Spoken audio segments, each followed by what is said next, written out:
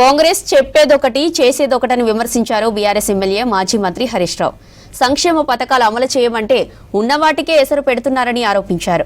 ప్రభుత్వ ఆసుపత్రుల్లో పరిస్థితి దారుణంగా ఉందన్నారు. మెదక్లో ఇటీవల వరంగల్లో బీఆర్ఎస్ రజతోత్సవ సభ రోజు సభకు వస్తూ రోడ్డు ప్రమాదంలో చనిపోయిన పార్టీ కార్యకర్త కనకయ్య కుటుంబాన్ని పరామర్శించారు హరీష్ రావు. మృతుడి కుటుంబానికి 5 లక్షల రూపాయల చెక్కును అందించారు. భవిష్యత్తులోనూ కార్యకర్తలకు పార్టీ అండగా ఉంటుందన్నారు హరీష్ రావు.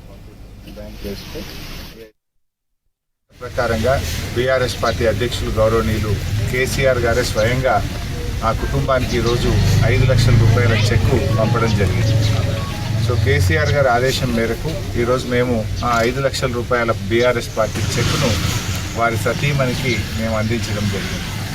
అంతటితోనే కాదు, ఆ కుటుంబాన్ని భవిష్యత్తులో కూడా అన్ని రకాలుగా కాపాడుతుంటాం. నిజానికి రజతోత్సవ సభ ఎంతో ఘనంగా జరిగింది. దురదృష్టవశాత్తు తమ్ముడు ఒక్కడు చనిపోవడం మాకెంతో బాధ కలిగింది.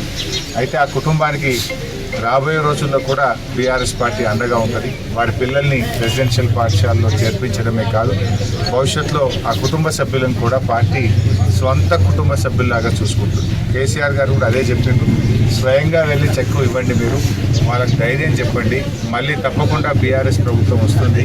మన ప్రభుత్వం వచ్చిన తర్వాత కూడా ఫర్దర్గా కూడా ఆ కుటుంబాన్ని అన్ని రకాలుగా ఆదుకుంటామని వాళ్ళ పిల్లలకు, తల్లిదండ్రులకు, భార్యకు ధైర్యాన్ని ఇవ్వమని చెప్పి కూడా కేసీఆర్ గారు చెప్పారు. సో వారు చెప్పిన విధంగా ఇవాళ చెక్ ఇచ్చాం. ఇల్లు కూడా మొన్న ప్రతాప్ రెడ్డి గారు కొత్త ఇల్లు కూడా వారికి పెట్టడం జరిగింది. రాబోయే రోజుల్లో కూడా